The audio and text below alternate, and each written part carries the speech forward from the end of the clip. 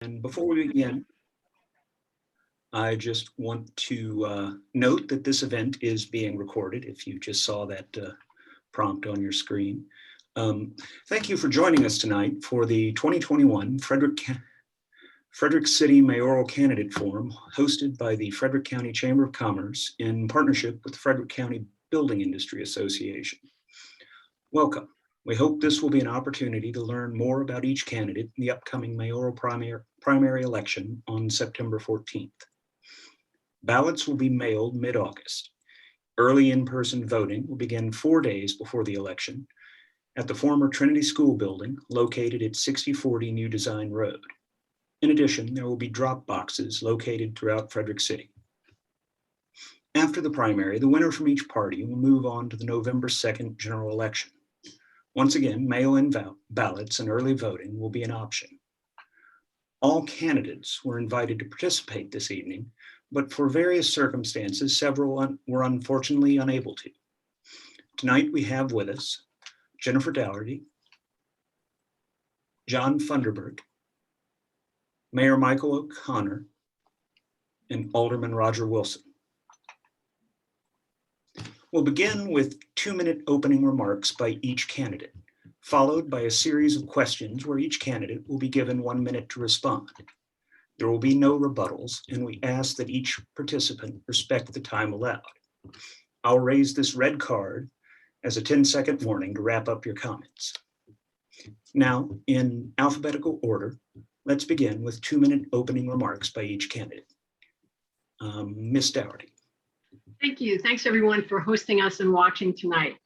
Over the course of the previous 3 events, we have heard a lot of thoughts without much meat on the bones. Some candidates think big thinking and innovation and public-private partnerships are the way to go with everything. That will move us forward. Others piggyback on others' platforms, making that the meat of their election. This election is really about whether Michael deserves a return to office. And I'm running because I don't think he does. I'm running because I don't think he's a good leader. His ideas are not his own, and he doesn't communicate clearly with us. He is not decisive, and yet when he does make a decision, they defy common sense, like the logo or the FOP contract or busting up an axe. I have the experience and the skill to bring us to our best future. I see the big picture, and I don't scoff at the idea of doing the small things. I can think on my feet, prioritize hot issues, and I show up every day to do the job. In our last debate, Michael said in 2017, he was elected with 5 aldermen with a mandate to govern, and that they have governed with respect, collaboration, and unity. Yet the finger pointing on the new logo, the ethics complaint, Facebook outing, and blight doesn't quite fit the definition of respect. In 2017, Michael said the economic development priority that was #1 for him was the hotel project, but a 3rd extension has just been signed. In 2001, I said my #1 economic development priority was finishing Carroll Creek Park. In 4 years, we cleared up old state grant issues, voided a contract with a non-performing developer, welcomed Governor Ehrlich with brownfields legislation, and invited multiple developers to perform on the creek, building restaurants and houses and offices. I didn't do it alone, but I led the charge. That's what leaders do. So in a few weeks, it'll be up to you. More of the same, wondering what's happening and when it'll get done, or renewed energy in City Hall that delivers the results that we expect and deserve. I ask for your support in the election. Thank you, and I look forward to your questions. All right, Mr. Funderburk. Hello, my name is John Funderburk. I'm a Navy veteran and a business owner. And my vision and leadership is a stark contrast to the current mayor, Michael O'Connor, and the former mayor, Jennifer Dougherty. Michael's leadership was absent during the pandemic.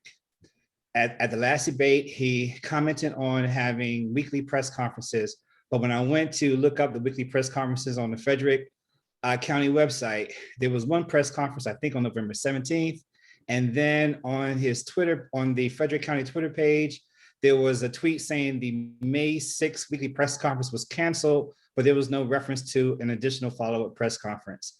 That is absence of leadership, and that is a stark contrast to my leadership.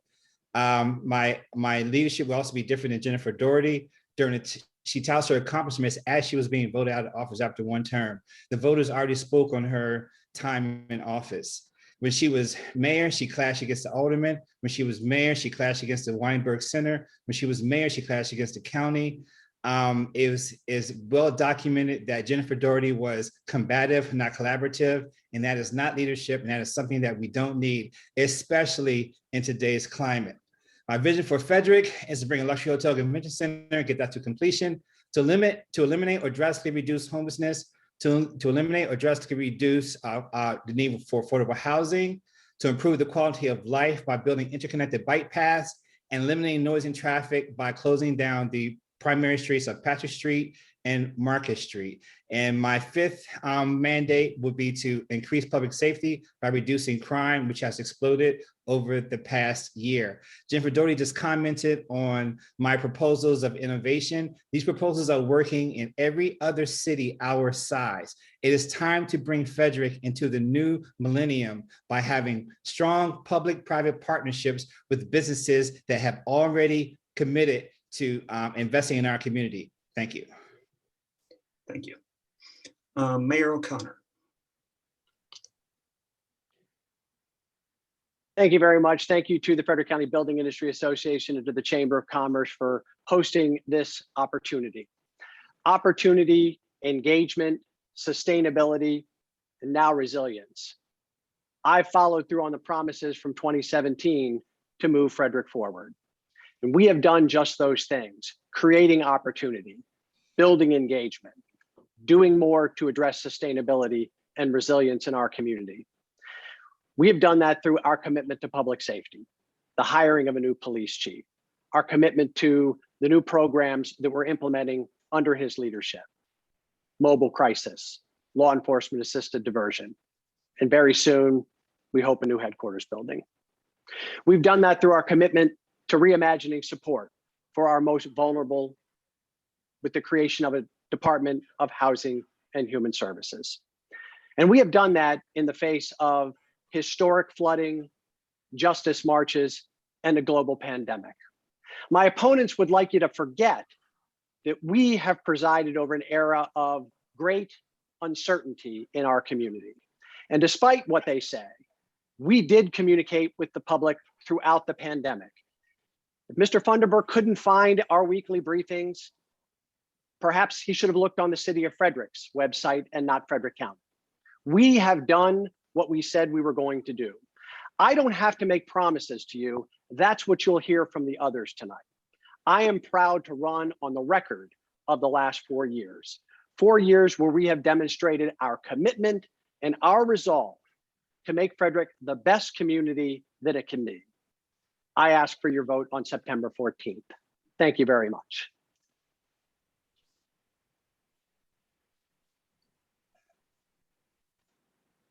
Alderman Wilson.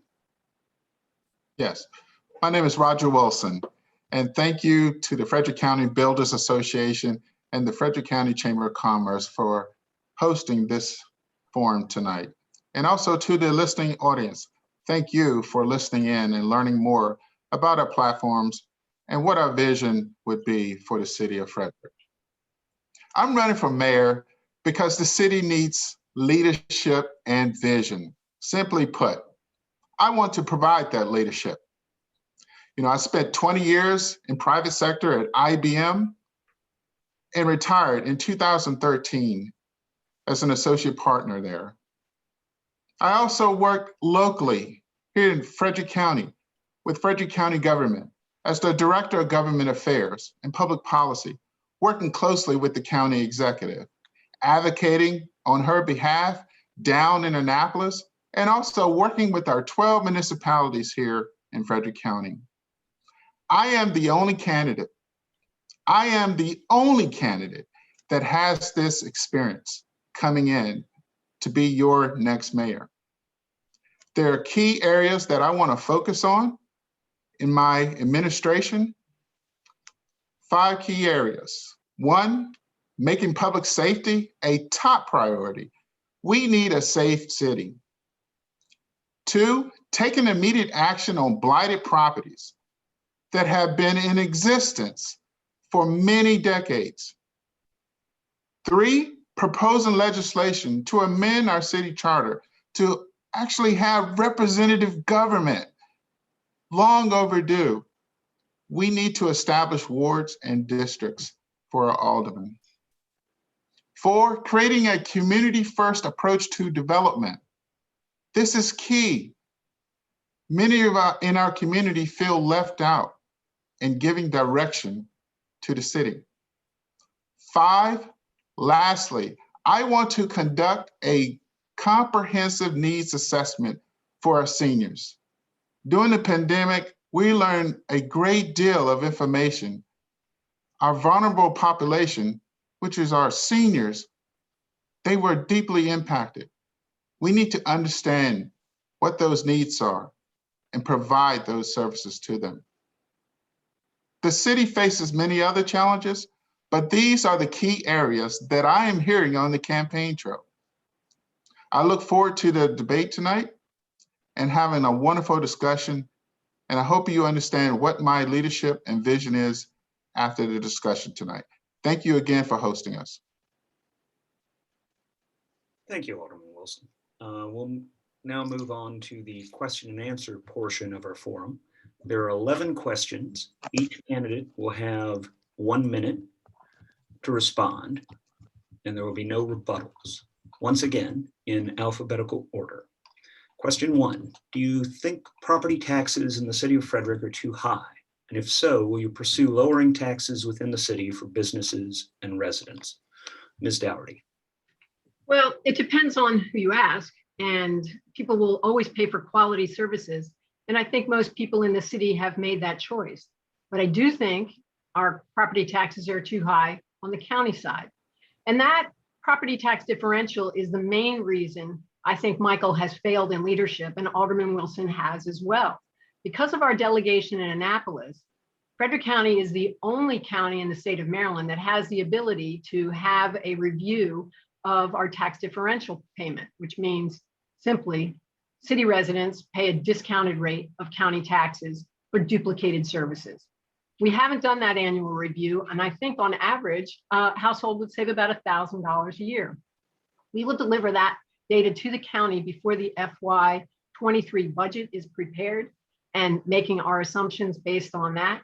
We will also publicize that information with the community through the neighborhood advisory councils, and we will make it a specific issue in next year's countywide races, making sure that the candidates running for the precincts within the city are aware of it, and the county executive candidates are supportive of the city efforts. Thank you. Mr. Funderburk, same question. First of all, it was Frederick City website. Sorry for misspeaking. And Mayor O'Connor, if you visit your own website, whoever listening, please visit the Frederick City website, go under COVID-19 city response. It's a button there, hit that button. There's a list of events of our response, and there's only one press conference in that entire list. So please visit that, it's public information. Secondly, public taxes. After last debate, I really looked into the Westfield Regional Park, and I saw that it was a very bad investment. That entire project is taking up $16 million out of our budget. Is also taking up a monthly $100,000 per debt service. If we were to sell that land, we would have that tax base. We can then lower taxes in Frederick. We have the ability to do affordable housing, the ability to handle homelessness in more of a vibrant way, because our budget will be freed up from this very bad investment. So I'm proposing that we sell that land and that we utilize that tax base to lower our taxes for our residents. Business owners just received a tax bill, and some companies' taxes have tripled from $6,000 to $18,000 just because they renovated their property. That's not right. Thank you. Thank you. Mayor O'Connor. So the question is whether or not property taxes in the city too high, and whether we would commit to lowering them for residents and businesses. Ms. Dougherty is incorrect.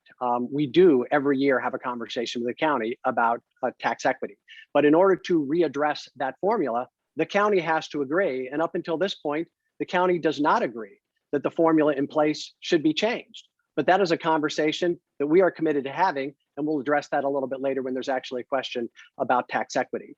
Property taxes, the rate in the city has not increased in 9 years, including the 4 budgets which I have proposed. And we have been pursuing a 10-year phase out of the business personal property tax in the city of Frederick to increase our competitiveness with Frederick County, which does not have one. That process will be completed within the next 2 years.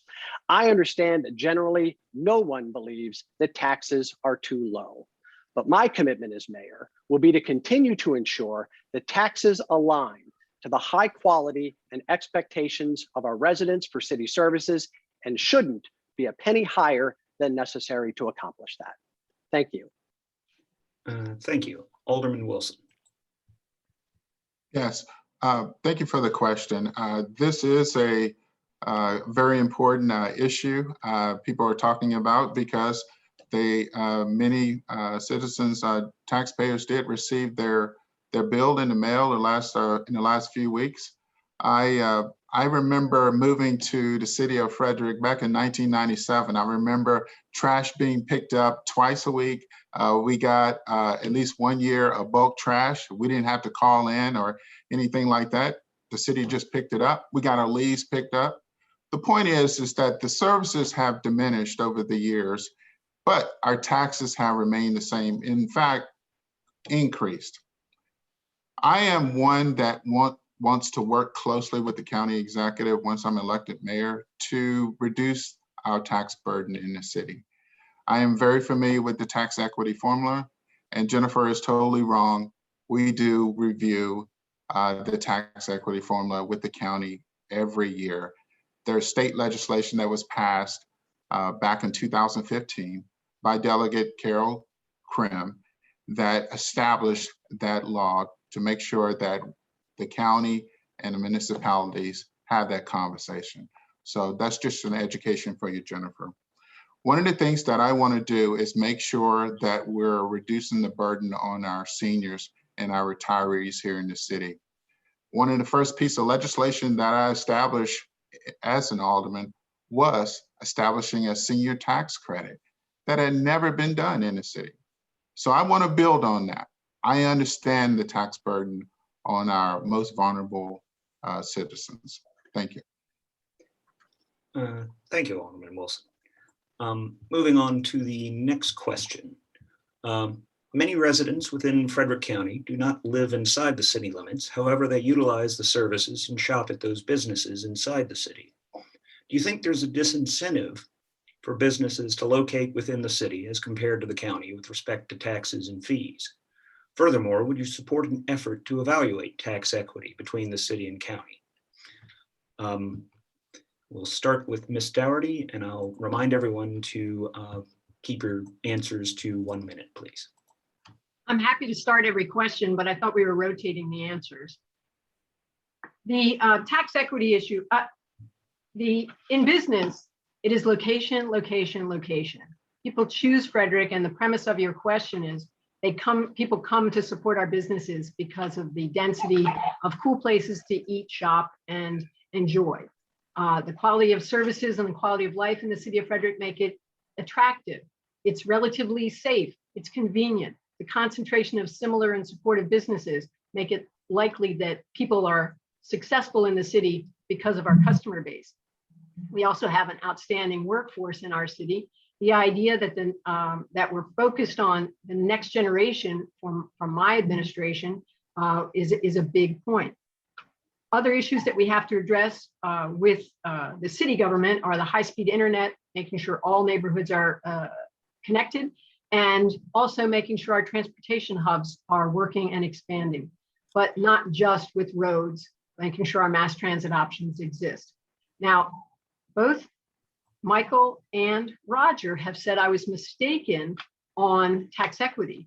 They both said they made the case since 2015 that the city has not been getting a fair shake from the county. So either I'm right or they're wrong because they have not been successful in making the case to the city, to the county.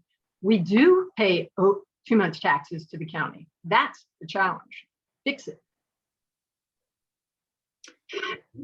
Thank you, Mr. Funderburk. My job is to evaluate investments, and the investment of the West Side Regional Park is very bad for our city. We need to sell that West Side Regional Park so that we can utilize that land as revenue. Our total budget in Frederick is $170 million. I mean, that is it.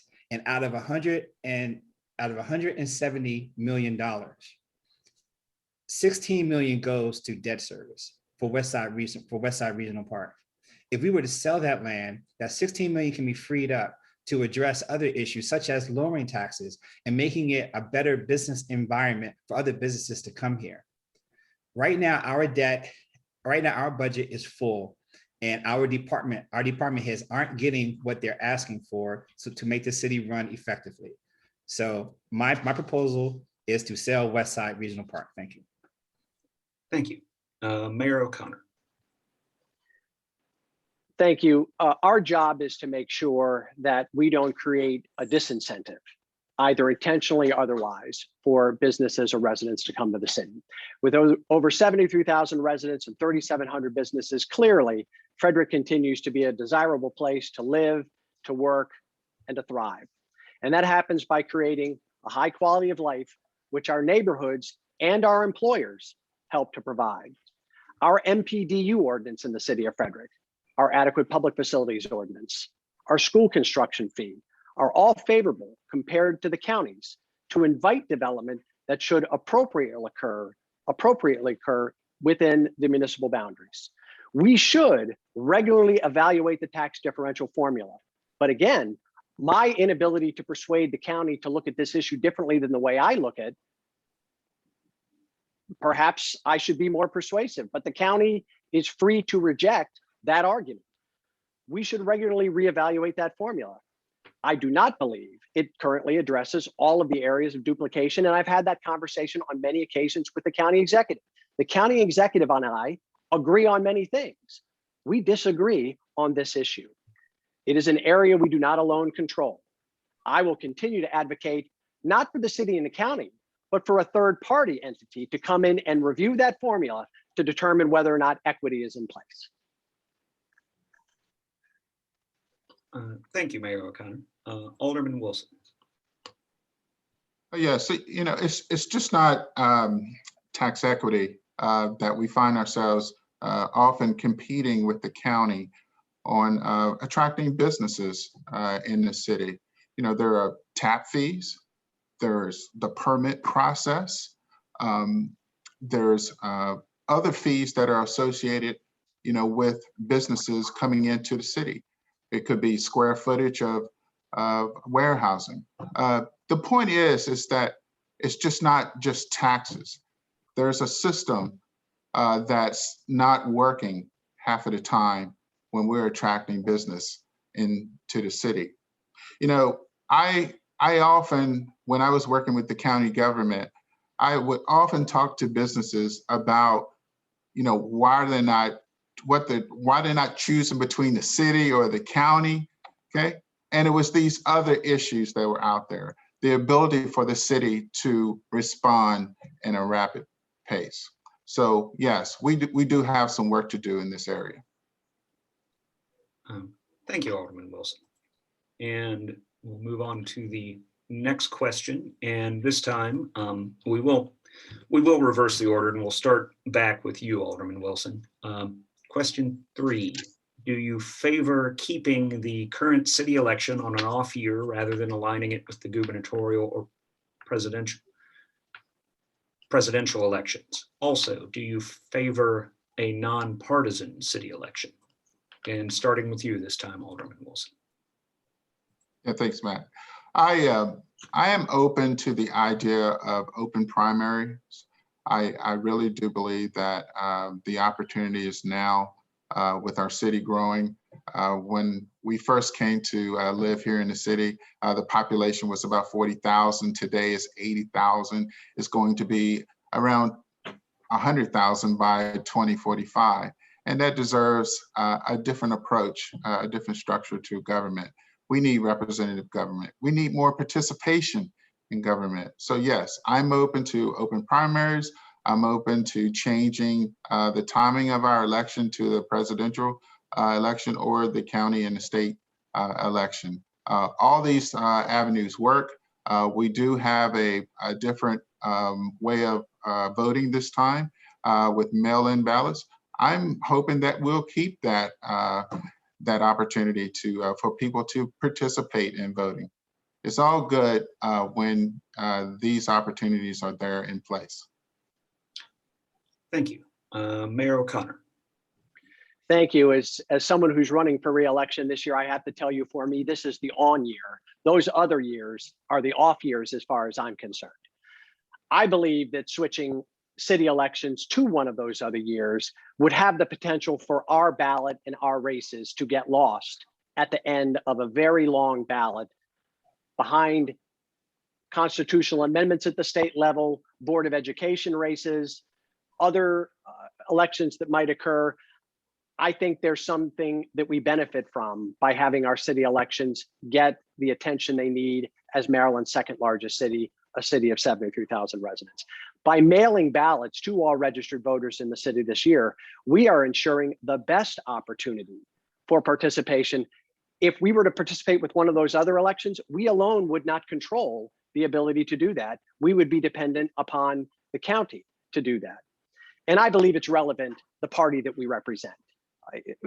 Our elections should not be nonpartisan. While most issues are not partisan, the D after my name is a broad statement of my values, and it's important to me. Thank you. Mr. Funderburk.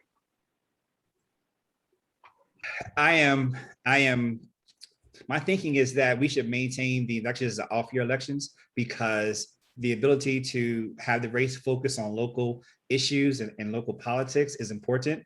I agree with Michael in that all of our issues would get lost with the other initiatives and the gubernatorial and so forth. In addition to that, the word nonpartisan seems to be like a buzzword or a kind word. But if we were to open up to a nonpartisan election, then you would be opening up to the shenanigans of one side trying to influence the other side by affecting who wins their particular primary or who represents each other in the general. So I'm for partisan elections. I like the D behind my name. I like the fact that I can campaign to Democrats, and I like the fact that I can compete against Democrats. Thank you. Thank you. All right, moving on. Oh, wait, Ms. Dougherty. Sorry. Thanks, Matt. Do I want to move the city elections to combine with the gubernatorial or presidential? No, I don't. Like many of the others, I like the hyper-local discussion. I want to be talking about what's happening on Market Street, not necessarily what's happening in Mississippi or in Washington, D.C. But the hot button issues that we ignore are why we don't have more voter turnout. And that's why some of the reform that I've proposed, including districts for aldermen, having 5 precincts for aldermen and 2 at-large seats, would be helpful to increase participation. Having term limits for elected officials would help rotate the stock through, so to speak, making sure that we have fresh ideas coming in from time to time. And that's all elected officials. We're all for that until we get our names on the ballot, right? But I'm for it now. I was for it before. And to allow the open election or nonpartisan election, I've suggested a hybrid, which would allow residents who are unaffiliated voters who choose that designation, not for local issues, but for national reasons, most likely, to choose a ballot, either a Democratic ballot or a Republican ballot. And they can say, this year, the candidates on the Democratic side are much more interesting than on the Republican side. So they want to participate. We have to invite people in, and that's the process that Democrats believe in, inviting more people into the process. And I commend the city for putting out and continuing the efforts from last year and making sure that every registered voter gets a mail-in ballot. I think that that's part of the solution that we can see looking forward, and let's hope that more than 3,000 people vote in this primary. Thank you.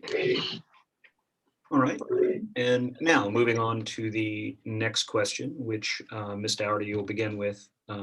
We'll alternate back and forth. On the city's moderately priced dwelling unit ordinance that allows for payment in lieu of. Do you see any changes to this policy, Ms. Dougherty? Yeah, I don't really see any changes right now. There are some more important and more pressing matters that I'd like to address when it comes to dealing with affordable housing issues. The $16,000+ that are currently collected on behalf of the development community or from the development community on behalf of affordable housing units is being directed towards new projects. But one of the things that we're seeing is the new projects are moving forward and bringing in units that are still putting housing out of reach of people that earn $15 an hour. The idea that we would be able to solve that problem in the next 3 to 6 months, I don't think is realistic. I'd rather have a much more in-depth conversation about it.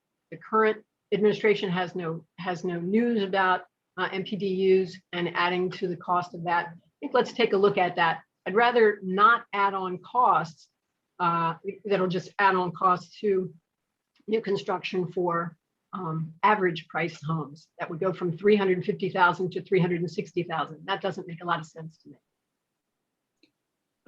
Thank you. Mr. Funderburk. Yes, Jennifer herself said that we needed fresh ideas, and this is one area that I'm bringing fresh idea and innovative solutions. I keep mentioning other places that have smaller homes or different kind of dwellings to fit the lifestyle and income of people that are either lower income or that are single. A single person doesn't need a 2 or 3 bedroom home. A single person can use maybe a smaller space that's clean, that has a place that they can call theirs. So an innovative solution of having smaller, very smaller dwelling units can help solve the affordable housing problem that all of this bleeds into. And I keep hammering this over and over again. Our budget is too full of fluff. What we need to do is sell the West Side Regional Park so that we're able to free up our budget and we're able to build more affordable homes so that these programs, MDPUs, aren't as needed or as dire because we have people that have affordable homes. Thank you. Thank you. Mayor O'Connor. So I just have to put this on the record at the beginning. The city simply is not paying $16 million a year for West Side Regional Park. It's just not. The $100,000 a month in debt service is an accurate number, but the $16 million in our budget is not. Regarding moderately priced dwelling units, this policy should give those constructing homes an honest choice in whether to build the units or to pay the fee. Presently, I think the policy is probably weighted more in favor of builders choosing to pay the fee. It is important for the city to use those funds collected in furtherance of our affordable housing goals and those of our community. The city has been a part of welcoming 3 workforce housing projects into the city since I've been mayor, and there are 2 more on the horizon. With the creation of the new housing division in our new Department of Housing and Human Services, I'm excited about the opportunities that presents in helping us create more affordable housing opportunities.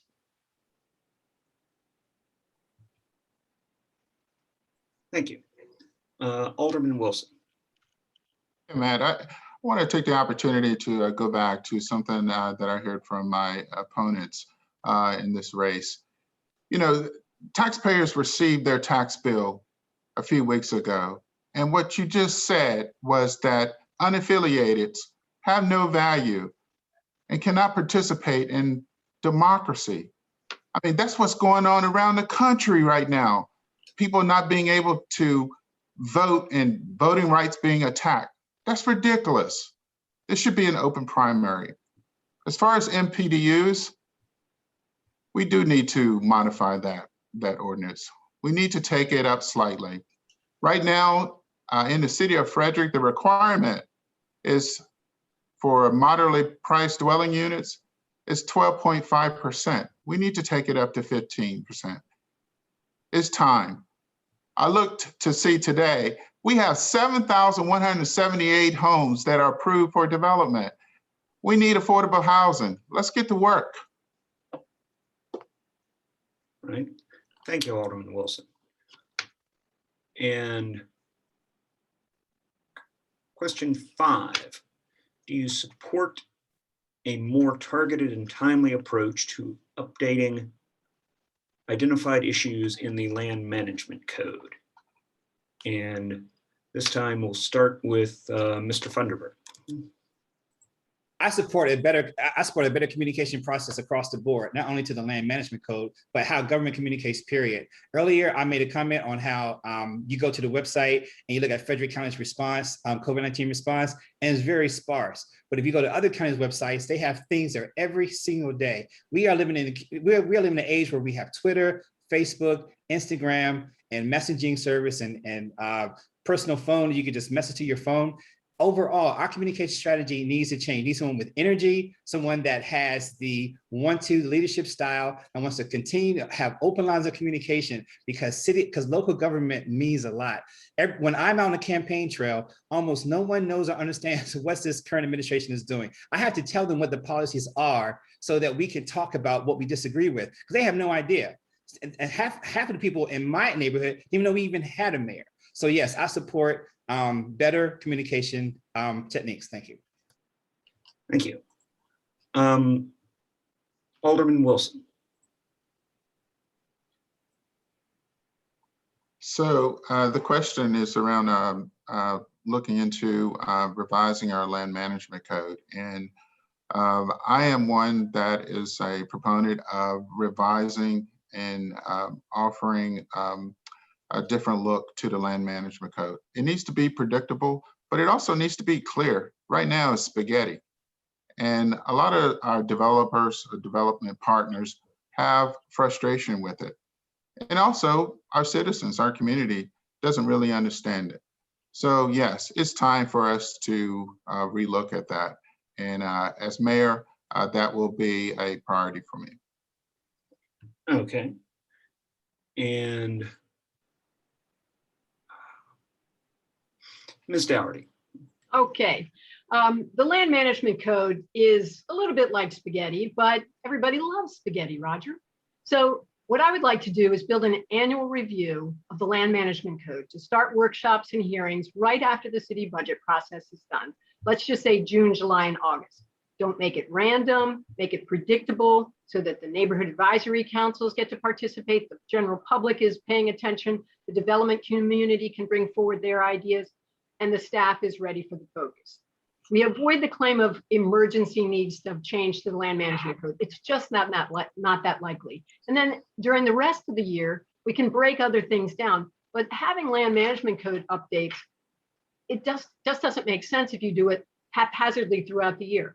Focus the summer, address the need for the updates, and then we can focus on green updates, sustainability issues that the development community should be building into their new construction. And then yesterday, I use that as an example. I happened to tune into the workshop for no good reason. The mixed use zoning conversation was on, and I heard the staff say, well, we'll come back in 9 months. I mean, there'll be a new mayor and a new board in 9 months. Do you understand that waiting 9 months for some result is unacceptable in terms of city government? And you guys just went along with it and nodded and said, okay, fine, we'll see you in 9 months. Do you have enough staff? That was a bad one to tune into, sorry. I'm done. With the adoption of the new comprehensive plan that occurred recently, changes are coming to the land management code. At a risk of becoming a little wonky, but I think for this audience, you want to understand who amongst the people running for mayor actually has a grasp of the facts.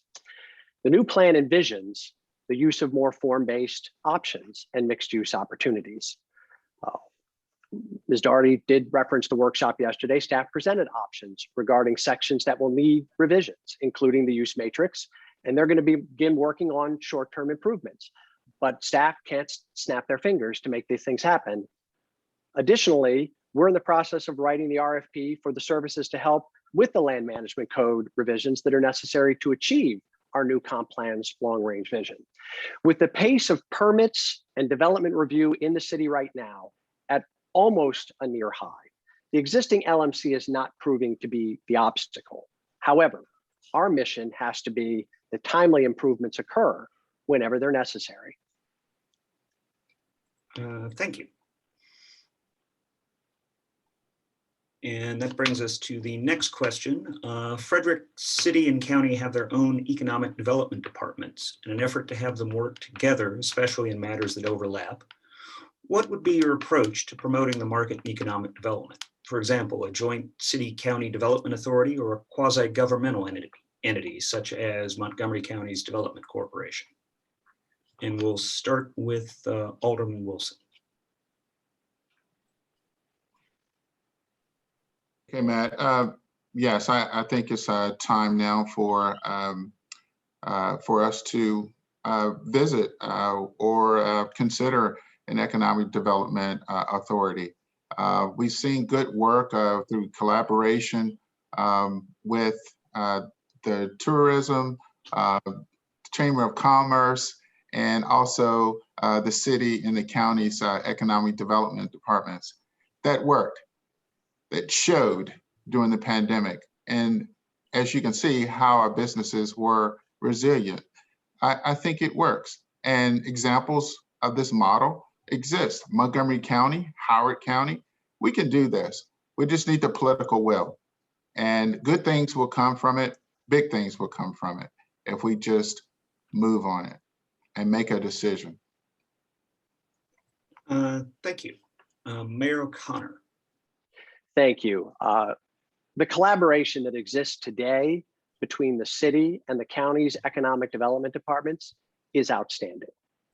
Add in the state, the Chamber of Commerce, the Downtown Frederick Partnership, our Main Street organization, and others, and we have in many ways perfected a secret sauce to economic development success in Frederick.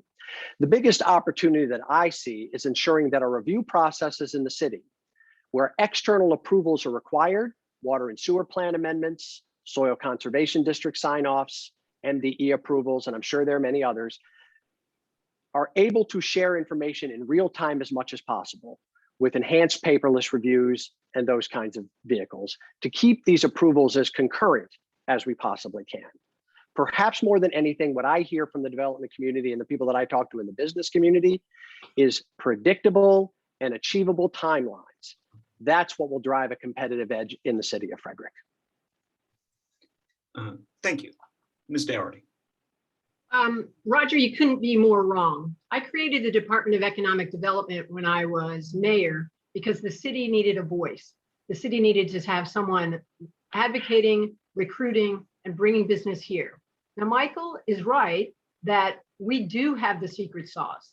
We have a very positive relationship with Frederick County government, tourism, Downtown Frederick Partnership, the Golden Mile Alliance, East Frederick Rising. The idea is that we cannot hand over, which would inevitably happen based on what I heard from you both on tax equity, we cannot hand over our autonomy to an entity that thinks of us as a little brother or little sister. We do the work together, we're collaborative, we work on things. But let's look at an example of how this doesn't work, this concept of unifying officially under one banner would hurt the city. Right now, the recordation tax process takes all of the money to the county government, and the county uses that money for ag preservation. The city doesn't get a percentage of that at all. So that idea for me is a no-go. We have to make sure that we're fighting for our interests. Sorry about that, Matt. Yeah. And Mr. Funderburk. Thank you. Unifying the Department of Economic Development I think is a bad idea because one, Frederick City has a unique set of problems that we are dealing with. The county has a unique set of problems that we are dealing with. Frederick City has an amazing historic downtown with our businesses downtown that have a unique set of issues that we have to address. We cannot combine the different cultures of Frederick County and Frederick City and expect that to be a winning combination. Listening to Michael, I can see why some of the projects may or may not be getting done because he's acquiescing to the county. We need to have autonomy, we need to have a voice, and we need to be in control of our own destiny when it comes to Frederick City. Thank you. Thank you. That brings us to question 7. Cities with similar issues and opportunities have found the right balance between historic preservation and business and residential development, both infill and redevelopment. Do you support striking a new balance in the city of Frederick with our citizens and the business community via a comprehensive look at historic preservation practices? And we will start with Mayor O'Connor. Thank you. I firmly believe that the decision to create the historic preservation overlay and the work done over the last nearly 70 years has created the differentiating factor between Frederick as a place to live and work and myriad other similar sized communities. Our historic district is the largest contiguous collection of historic resources among the 75 designated districts in the state. Yes, balance must always be struck. Just because something is old doesn't make it historic. But we have seen wonderful examples of adaptive reuse projects on my watch. 520 North Market Street, Union Knitting Mills, the Ox Fiber Brush Company ribbon cutting that I just attended this morning. Old and new can be blended. The guidelines were last updated in 2019 with a prior update in, I believe, 2015. So it seems another review will be starting during the next administration, and it's something that ought to regularly happen. Our historic district is too important to the future of our city. Thank you. And Alderman Wilson. Yeah, I just want to take again an opportunity to advocate for being transformational about the Economic Development Authority. You know, at IBM, we had this old saying, and I was in sales, we hunted in packs, and collaboration and partnership are key in how we do well in the city of Frederick. I have a different vision and I'm a different leader. I try things and I don't want to, I know that this works and Montgomery County has done it, Howard County has done it, and I think we can do it in Frederick County, in Frederick City. As far as the HPC, we've done good work in the city of Frederick with our historic commission, but we can do better. We need to be more flexible and we also need to be less rigid.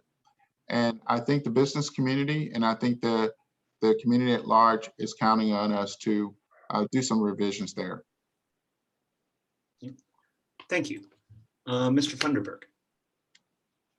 So campaigning, I'm talking with a lot of business owners in the historic district, and it is amazing the stories that I hear. The HBC has done a good job, but there are also concerns that the business owners have with HBC. For example, when a business gets renovated according to the HBC's rules and regulations and looks really nice, their taxes almost triple after they've renovated the property and they've enhanced the wealth of the neighborhood.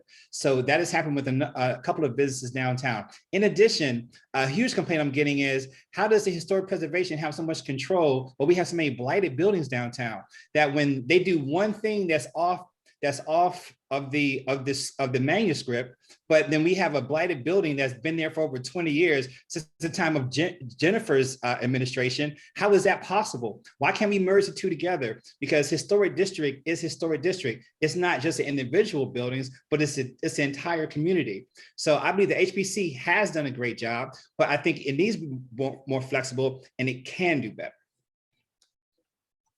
Thank you. Ms. Dougherty. I support the historic district and its value cannot be overstated. It gives us identity and a sense of place. The reason we have a Main Street program is because we have a historic district. And it's because of the historic district or within the historic district, property values go down less in bad times and they rise more quickly in good times. And I think we're witnessing that right now. The guidelines, I think, are updated on a quadrennial basis. The idea that they are always right is of course not possible. They can't always be right. And I think they've been modernized to accommodate infill. Sometimes you see the benefit that city government or public projects get along Carroll Creek, Hope 6, the workforce housing that's been done. So I think we have to make sure that we're balancing fairness, making sure that private developers get the same benefits that the city government gets when it's advancing its projects. Energy efficiency and sustainability have to be part of the conversation because at Hope 6, there was a whole new raft of issues that we saw after that came along. So balance, fairness, but I support the Historic District and the Preservation Commission's efforts because it means a lot to our identity. Thank you. Question 8. During a recent trip to Greenville, South Carolina, chamber representatives learned that one of the city's most successful tools was a citywide tax increment financing that was purposeful and led to strategic investment in long-term infrastructure needs. Do you support serious evaluation and consideration of such a funding mechanism, particularly for citywide regional road needs that otherwise are competing for funding? And we'll start with Mr. Funderburk. No, no, and no again. I think that our taxes shouldn't be raised, if I'm hearing the question correctly. I think that our budget needs to be freed up once again by getting rid of West Side Regional Park. And Mayor O'Connor, you are correct. It isn't $16 million a year, but since we've purchased a property since 2008, it's pretty close to $16 million that we've sunk into that land that we can't do anything with because we don't have the money to develop it. So all of our money is going, not all of them, sorry, $100,000 is going per month to somewhere where we can't do anything with. That money can be reconstituted so we can lower our taxes and to help fix our streets and to help build the speed bumps and all the other things that make our quality of life better. Thank you. Thank you, Ms. Dougherty. I don't generally support a citywide tax increment financing district. I think that's really just another phrase for general obligation bond debt, which John is completely against. There are pluses to TIF districts, and I see them as locational rather than citywide. It fills an empty spot. It performs a task. Maybe even it helps identify a blighted property that the city can acquire and convert to another use with the help of a private developer. There is a benefit to some TIF districts, but they're not universally perfect because you have to do the financial analysis. Some of the early TIFs in the city were not beneficial to the city. They didn't perform financially. And you really do have to anticipate that the property taxes are coming into the city that are additional to the general fund to cover some other costs. I think it's possible that we can use affordable housing projects with TIFs, and we'll get into that in another question. Thank you. Thank you, Matt. Thank you. And Mayor O'Connor. So I'll just start by saying TIFs are complicated animals. So this is not an easy thing to address, but I would say this: I support serious consideration and evaluation of any mechanism that could help us to achieve the infrastructure demands, transportation notable among them, required to maintain a high quality of life in the city. We, for example, are actively working on a development of a mobility fee. Workshop conversations will be coming in a few weeks on that, which is an innovative way to collect revenue from new development for improvements where expanding the street grid is either impractical or impossible. And previously, these developments may have contributed very little or nothing to transportation. So expanding our options when it comes to pedestrians, bicycles, shared use path connections, rails and trails, dedicated bus lanes, transit enhancement, connections to regional transportation are all envisioned in both the comp plan and the strategic plan, which this administration created and the board adopted, the first in the city's history, which informs that comp plan. We need innovative funding solutions to achieve these goals. Thank you. Alderman Wilson. Yes, I'm open to this idea. I think it's innovative. An innovative solution is good when it comes to infrastructure development. But I would like to also expand that infrastructure into human capital. I mean, we need to hire more police, firefighters, people that are providing public works. We need these individuals in our community, and we need to provide the housing for these individuals. I think it's important. Fixing our sidewalks, of course, roads, improvements, I think are all very important. So yeah, I'm open to the idea of anything that provides additional infrastructure and also reduces the tax burden on our citizens. Thank you, Alderman Wilson. And our next question: the last year and a half has proven to be a major disruptor for our business community and our community as a whole, leading many businesses, often with the assistance and facilitation of city government, to pivot and reimagine how to deliver commercial and personal services to our community? Do you support a targeted and timely approach to identify permanent regulatory and policy changes to facilitate the ongoing success of our business and development community? And we'll start with Alderman Wilson. The answer is yes. And, we did see how our community and how our business community was extremely resilient during this unprecedented public health crisis that we're still in the midst of, by the way. But one of the things that I would enact as mayor is a few things. One is I would establish an emergency reserve fund for our businesses to tap into. I think that's important because we don't know what the costs are, and we don't know the predictability of what concerns that will be in place. Establishing a business advisory group, especially for our small businesses ahead of time, to make sure that they're giving us the trends and challenges that they're facing. And lastly, establishing a virtual mall where small businesses now are competing against Amazon. Our retail businesses downtown especially need to be able to compete as well. All right. Mr. Funderburk. Thank you. I appreciate hearing the word innovation. It must have scored well among my candidates' personnel, because now everyone's talking about innovative ideas. My innovative idea is one of my core issues is communication and the ability for businesses to communicate with each other in real time.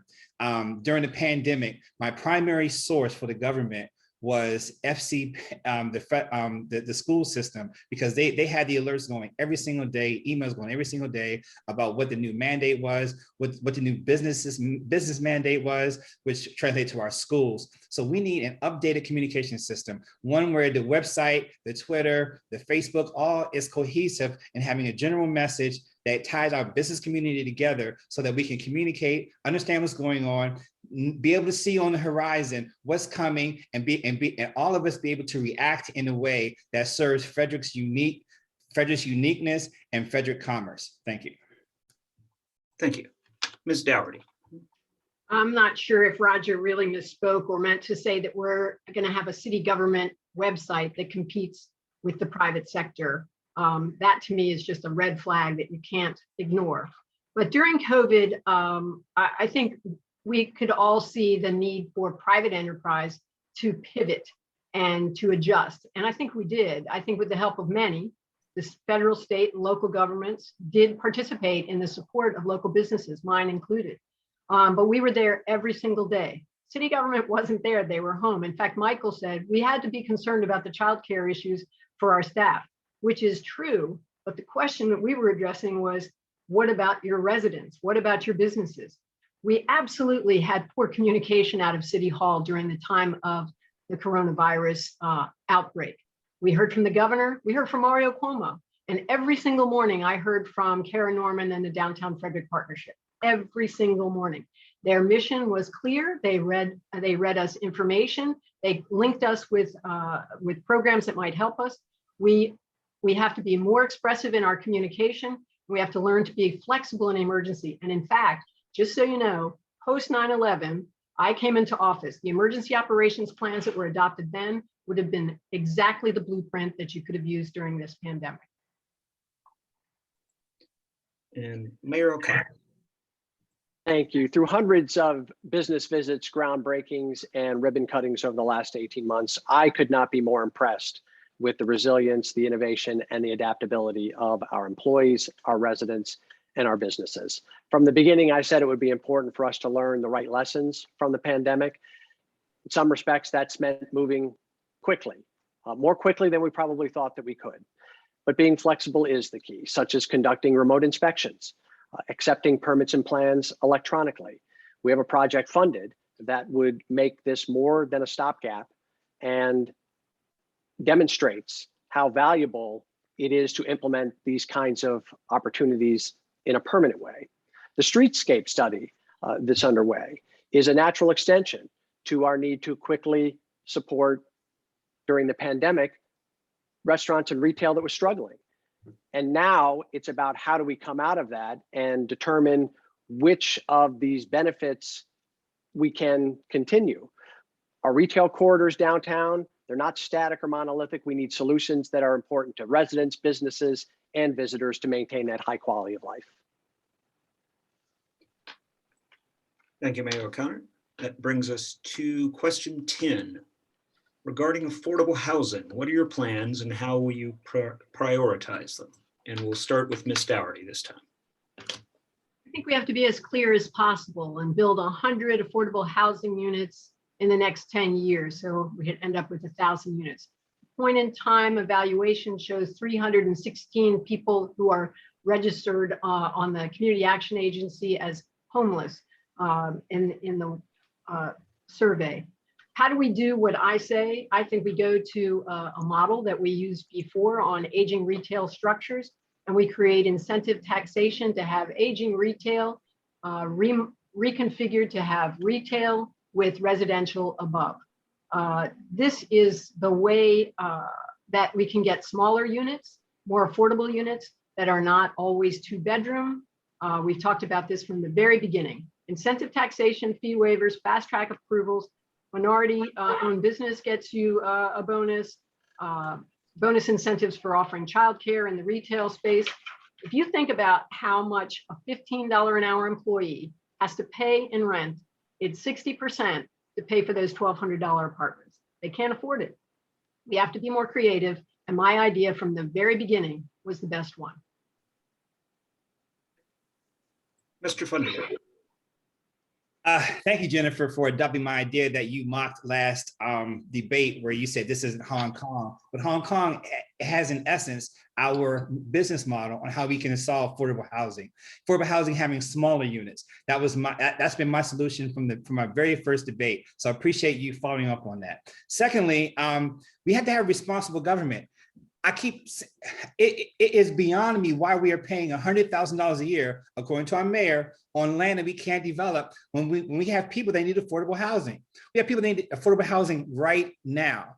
And right now we're cutting a check for $100,000 a year that goes nowhere. That's not producing anything. That doesn't make any sense. That's irresponsible government.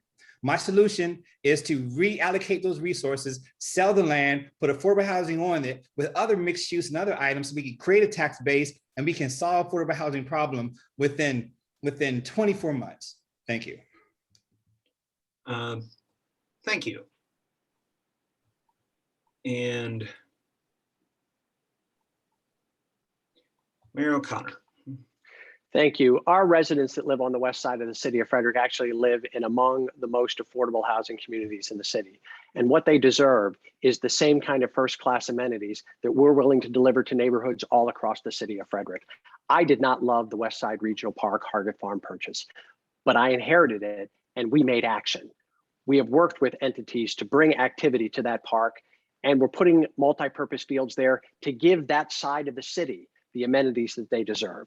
I've already talked about our Department of Housing and Human Services and what that's going to mean. We're going to be bringing forward in the next month or so a proposal, a request that we had received for a fee waiver on affordable housing project. And I want the Board of Aldermen to have a conversation about the parameters of what a fee waiver program can look like. We will continue to support all of the low-income housing tax credit applications that come through our office and the pilot or payment in lieu of taxes agreements that we collaborate with the county on to create these opportunities. Today, we ribbon cut the Ox Fiber Brush Company, 83 new workforce housing units, people at 40 and 60% AMI. These are the kind of projects we want. And that developer said, Mayor, give me more projects that I can do in the city of Frederick. This is a wonderful place to do business. Right. Alderman Wilson. As I said it earlier to the response to the MPDU question, we do need to do a better job with affordable housing in the city. Again, we have about 7,000 or so homes that are approved to be built in the city of Frederick over the next 20 years. A low percentage of that is affordable. And that's concerning for me. looking out 20 years. This is decisions that we make now impact the next generation.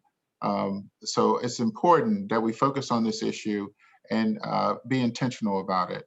I definitely want to see our younger people moving here into Frederick, but not necessarily, I don't want them to move in 2 years because they can't afford to live here.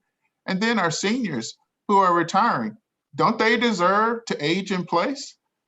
They need affordable housing options too. So as mayor, I'm going to make that a priority. All right.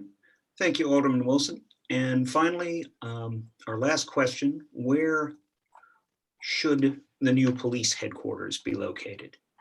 And we'll start with Mayor O'Connor. Thank you. Short answer, downtown, which I am committed to. And I hope that there will be some very exciting information on this front coming out very soon. I know that's a tease, but there have been closed sessions on this recently, and it would be inappropriate for me to comment further. Thank you. Alderman Wilson. I've changed my position on this in recent months, and I do see the value of the police headquarters remaining downtown. I had advocated earlier in my position as an alderman to put the police headquarters out at the Trinity location in New Design Road, simply because the city owned that property.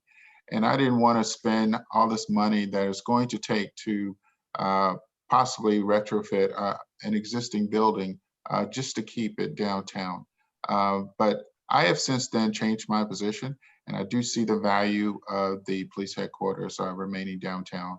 And as the mayor said, there have been closed sessions about this concern, and I will also add to that tease. Good things coming. Thank you. Ms. Dougherty. Well, we had a sense that they were going to do a Rose Garden announcement on the new police headquarters. And I do support keeping it downtown close to the courthouse to make it convenient for officers who are testifying in court. But I think it's a pretty pricey policy choice, and they've waited 4 years to do this plan. Meanwhile, we get to pay a little bit more since the price of land in the city of Frederick is up because of competition. Truthfully, location is important, but it's not more important than having a proactive and progressive police department, having a police department that delivers true community policing. The idea that our officers get out of their cars and make sure that they are on foot or bikes, seeing the people who they serve.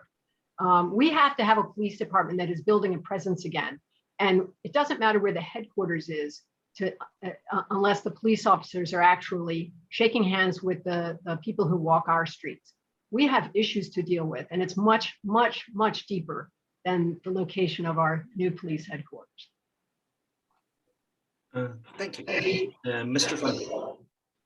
I have to say I've enjoyed this debate because you guys have validated all of my innovative ideas this entire time. I have to say the mayor just validated my idea about, he said the developer came to him and said, give me more projects.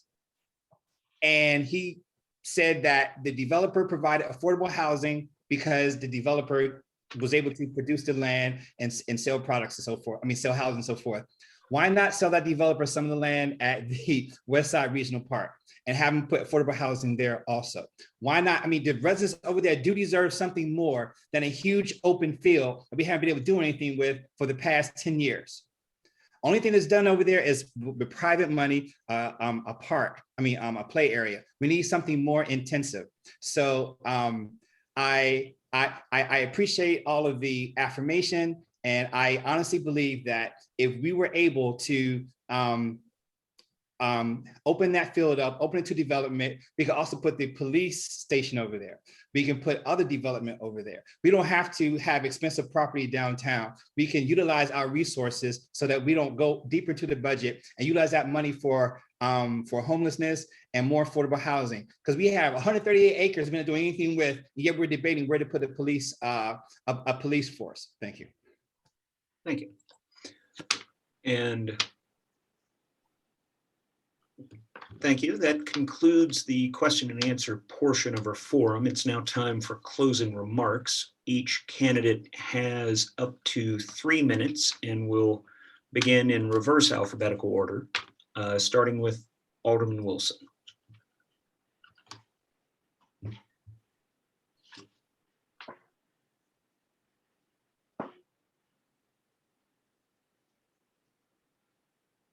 Sorry about that.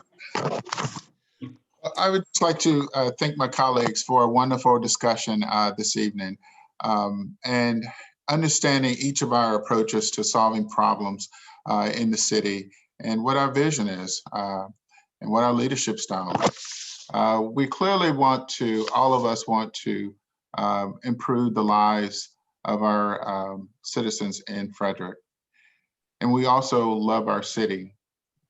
You know, the differentiator between myself and my opponent is that what you've heard tonight is more transactional leadership. In the last 20 years, through the different administrations, we've only had transactional leadership. It's time for transformational leadership.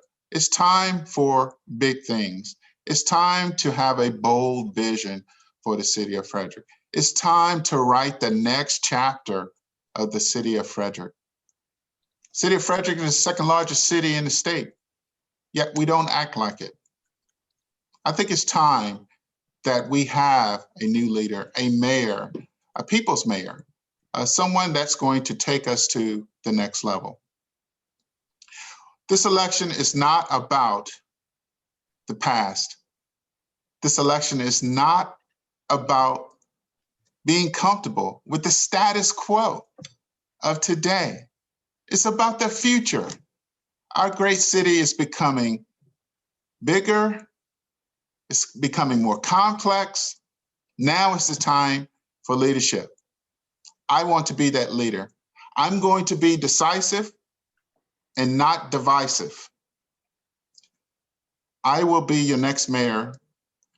I want to be your next mayor. And please follow my campaign and learn more about my vision for the city of Frederick. Thank you. Follow my website, rogerforfrederick.com. Thank you again for hosting us. Thank you, Alderman Wilson. Mayor O'Connor. Thank you. Thank you again to the Chamber and to the Building Industry Association for sponsoring this opportunity.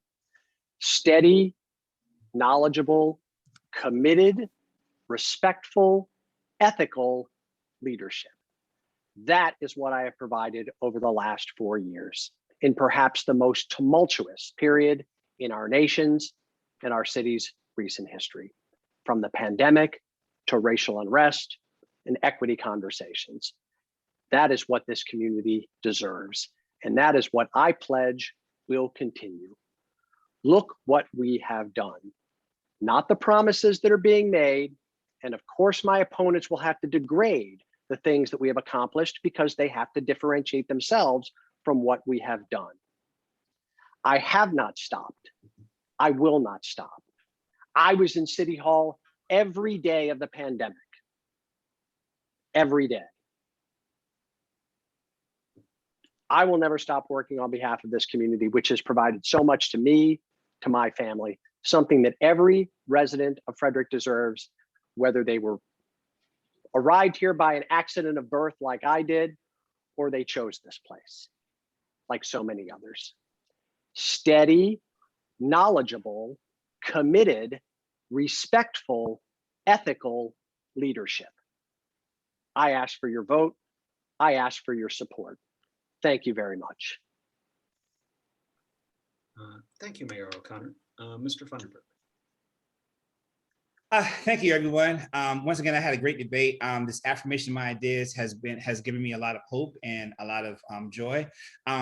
Steady, knowledgeable, ethical, and committed are great attributes when everything is pretty smooth. When we're going in the middle of a pandemic, we need someone transformational. We need someone that's in front of the pack. We need a leader. We need someone that is proactive and helping us solve problems, someone that is proactive and helping us being able to navigate the uncertainty, someone that's proactive. We have a great number of children that went to hungry, food, the word escapes me now, food insecurity. We need someone that's proactive in taking care of that. And during the pandemic, we had a lot of people that couldn't afford their rent. We need someone that is proactive, someone that takes initiative, someone that takes charge.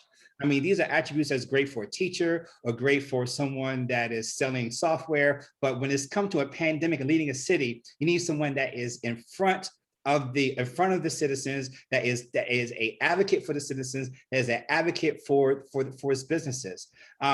When I investigated the past leadership of Jennifer Dougherty, I was shocked at how many controversies we went through. I felt like I was reading something out of the Trump organization. Every single week, there was something else between her and the alderman, her and the Weinberg Center, her and the city, her and the county. It was something every week. The citizens were embarrassed. The whole city was embarrassed. I was shocked at what I was reading. We don't need to go back to that. We need to do, I'm the one that had the innovative ideas that everyone had to come to Jesus moment, seeing this debate and say, now we need these innovative ideas. We need to sell West Side Regional Park. It is an anchor around our necks. It is causing us to not be able to meet our needs to our citizens. I am the only one advocating to sell West Side Regional Park to lower our taxes, give it to a developer, sell to a developer so that we can develop it, increase our tax base, increase our land over there for our residents on the West Side, and be able to we can eliminate homelessness by selling that park. We can eliminate food insecurity by selling that park. It makes no sense to hold on to this. So no, we don't need steady, knowledgeable, ethical, and committed. We need someone to take charge. In addition to that, we need someone to be proactive. In addition to that, we need a leader in today's times. Thank you. Thank you. Ms. Dougherty. Well, thanks for everybody for organizing this and for watching. And I encourage you to watch the previous debates, particularly the first one. Go to my website, jenniferformayor.com, and you can click on that. Make sure you have a cold beverage because you'll need it. The recent New York City primary is one where ranked choice voting was used on the East Coast to get everybody's attention. And that's one way to do things, to be everybody's second choice. But I really want you to be passionate about who you pick for the next leadership position at City Hall. I've said I don't think Michael's a good leader. I think Roger and John, while they may be nice fellows, they don't bring anything to the table that proves to me they have innovative ideas and a practical plan to get it done.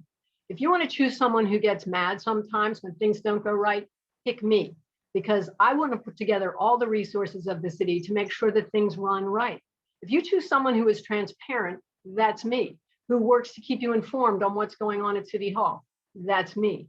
The best leaders think on their feet, understanding that simple issues, sometimes like needing stop signs or parks in Clover Ridge, they need hands-on management, breaking down complex issues, making sure that we balance residential growth with economic opportunity. The idea that we're demanding transparency with everyone else, we haven't touched on Fort Detrick. I mean, that to me is just shocking in a business debate. We haven't touched on the leading source of economic growth in our city. Doing the job of mayor requires good judgment. And I've challenged that Michael hasn't shown good judgment. He tried to replace our beloved clustered spires with something else like a flying F. The idea that Maryland might replace its flag logo is as idiotic as that. He hired a consulting firm to help with contracting and making sure that we improve diversity in hiring. But the idea that you would still appoint all white people to the Ethics Commission makes no sense. And that an alderman would approve an all-white board also makes no sense. He supported a complete shutdown of Monocacy Boulevard for the road improvements, but didn't listen to the businesses and residents who were stuck in traffic year after year, and endorsed a contract change with the police department that allowed their shifts to be controlled by contract rather than the management. And he also recently included in the budget a $250,000 contract to perform a comp plan for our park. But more importantly, this whole debate over leadership can come down to a couple of things. I'll take the action. I'll take the vote. Recently, some of the people who served in the neighborhood advisory councils were dissed once again by this administration, ignoring the blight issue. I won't do that. This project of bringing blight relief to neighborhoods is beyond just North Market Street. It goes to the whole city. We're ignoring the things that make our city great, and that is making government work. If there's one place that government can work still, it is in the local level. Now you guys know, now it's up to you. Go to my website, jenniferformayor.com, ask some questions, get a sign, offer your support. Your ballot's coming in a couple of weeks. I'm the only Jennifer on the ballot, and I ask for your vote. Thank you very much. Thank you. And thank you to all the candidates. And I also want to include those who, for various unforeseen reasons, weren't able to join us tonight, Steve Hamrick and Steve Gary. On behalf of the Frederick County Chamber and the Frederick County Building Industry Association, I want to thank our audience, and especially each of the candidates for taking the time to share their views with Frederick City voters. I want to encourage all residents within Frederick City to vote, and if you're not registered, please visit vote.gov to learn more. And thank you, and enjoy the rest of your evening.